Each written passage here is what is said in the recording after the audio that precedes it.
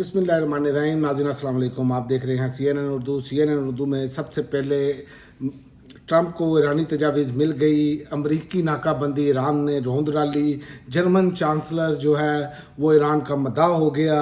Iran Israel का फिर हमलों का ऐलान, ये सब पर बात करेंगे। सबसे पहले कि ट्रंप को जंग बंदी की ईरानी तजावीज़ मिल चुकी हैं। ट्रंप का ईरानी तजावीज़ का जायज़ा लेने का इम्कान है। अमरीकी सदर डोनाल्ड ट्रंप आज मीटिंग में जंग बंदी की ईरानी तजावीज़ का जायज़ा लेने के लिए बैठेंगे, जिसका इम्कान ज़ाहिर किया जा रहा है।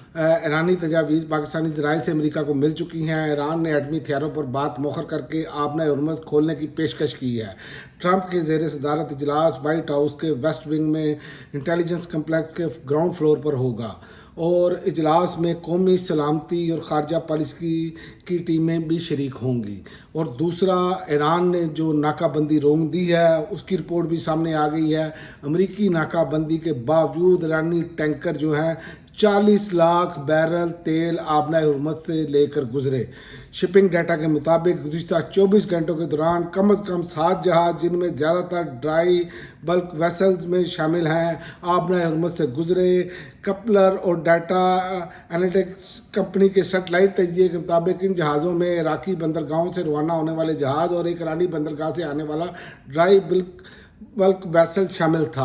तो ये सूरत हाल है अमेरिका की नाकाबंदी की। ईरान जो है वो मुसलसल टफ टाइम दे रहा है। सफारतकारी हो या जंग का मैदान हो या नाकाबंदी हो, हर वाले से ईरान मुसलसल टफ टाइम दे रहा है अमेरिका को। और इसी वाले से आप देखें कि जर्मन चांसलर जो है उन्होंने कहा है कि ईरानी मुज़ाकरातकार नहायत महारत के साथ बातचीत कर रहे हैं। जर्मन चांसलर फ्रेडरिक ने कहा है कि ईरानी मुज़ाकरातकार नहायत महारत के साथ बातचीत कर रहे हैं, वाज़ेह तौर पर ईरानी सोच से ज़्यादा मजबूत हैं।